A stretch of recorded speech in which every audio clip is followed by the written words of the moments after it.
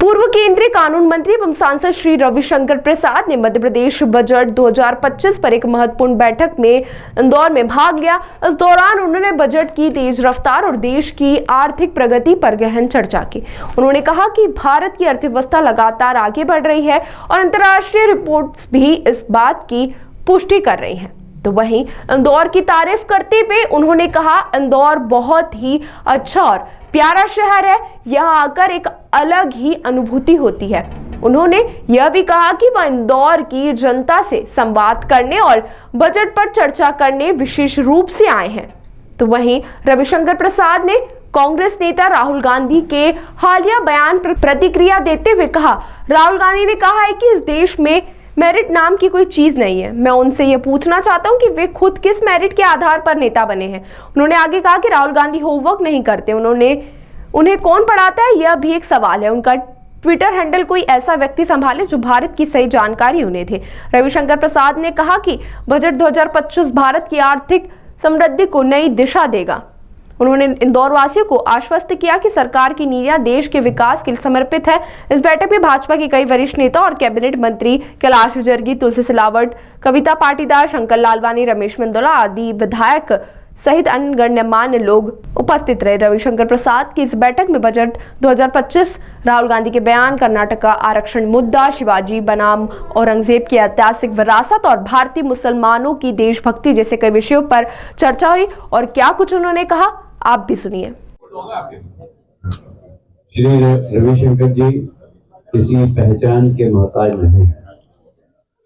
आप सभी जानते हैं कि लंबे समय से भारतीय जनता पार्टी के प्रवक्ता रहे, महामंत्री रहे, युवा मोर्चे के उपाध्यक्ष रहे, अटल जी की सरकार में मंत्री रहे, मोदी जी की सरकार में मंत्री रहे और राम जन्मभूमि आंदोलन से जुड़े हुए सारे केसों को आपने हाईकोर्ट में लड़ा है।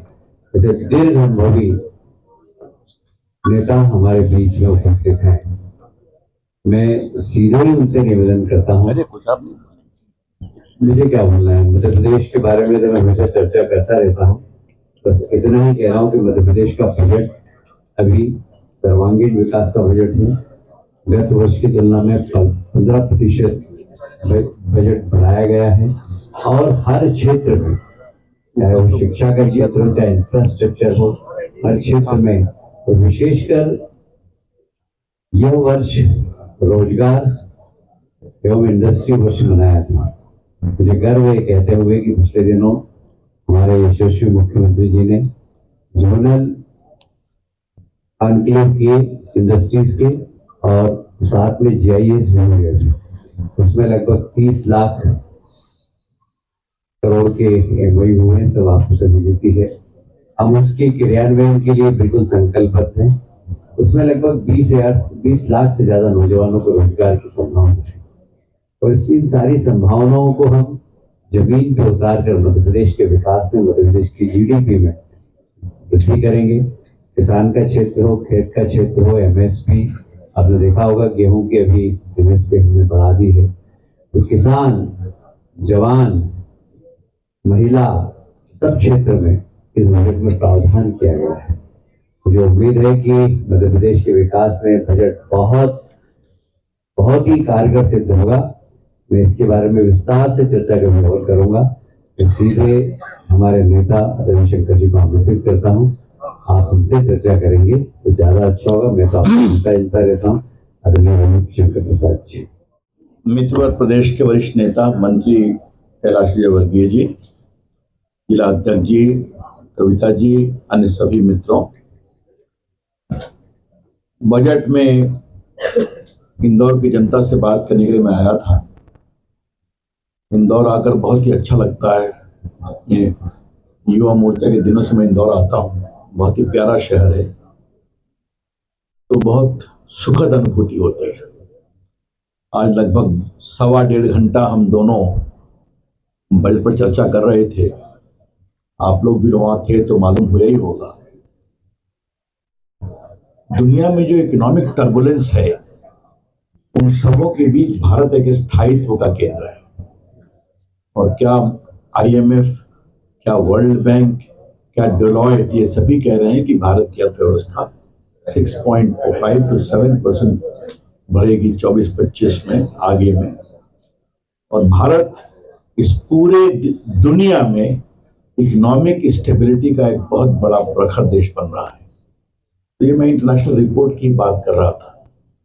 अभी इस बार के बजट में जो टॉय इंडस्ट्री, जो फुटवेयर इंडस्ट्री, जो किसानों के लिए, जो दाल के लिए, जो 100 एस्पायरेशनल डिस्ट्रिक्ट में खेती को विशेष प्रोत्साहन, जो एमएसएमई के लिए इस बार जो काम किया गया है कि उनका 2 और 2.5%, देश में 36 करोड़ एमएसएमई है, जिसमें 1 करोड़ रजिस्टर्ड एमएसएमई है, तो उनके लिए बहुत विशेष योजना इस बजट में आई है।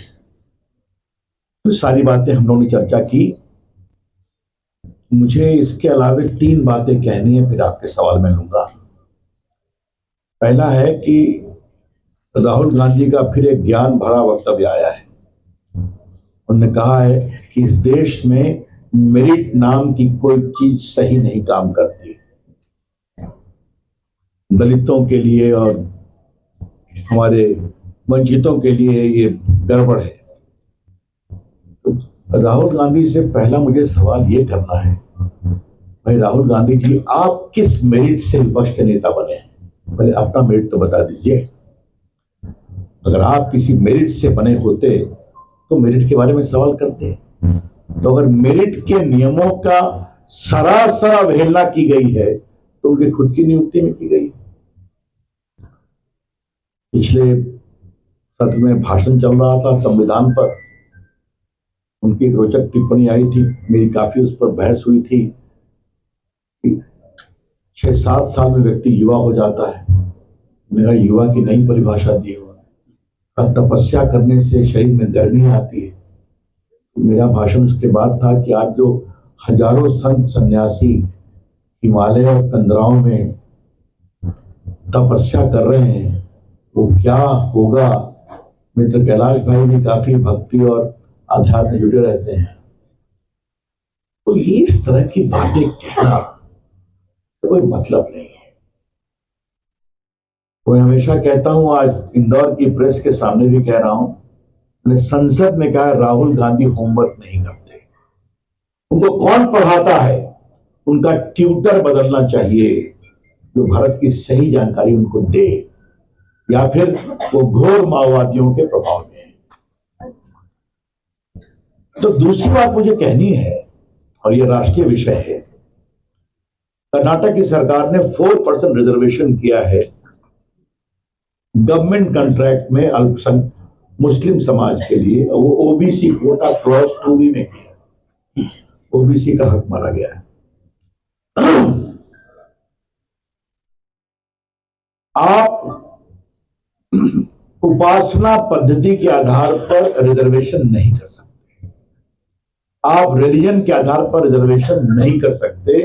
ये सुप्रीम कोर्ट ने बार बार कहा है, ये भारत के संविधान में भी निषेध है। फिर भी वोट बैंक के लिए कहां तक जाएंगे आप? ओबीसी मिलता है तो ओबीसी कैटेगरी में कोई मुस्लिम ओबीसी के लोग हैं तो चले आ सकते हैं, वो बैकवर्ड के रूप में आते हैं, मुस्लिम के रूप में नहीं आते। तो इस प्रकार से ये वोट बैंक की लालसा कहां तक चलेगी? कांग्रेस पार्टी कहां सिमट गई, हम लोग कहां से कहां पहुंच गए। फिर भी क्या शाहबानो, क्या 3 तलाक, कांग्रेस वहीं खड़ी है। तो लगता है कांग्रेस पार्टी अपना वजूद कंप्लीटली खत्म करेगी क्या? वोट के लिए अब कहां तक जाएंगे?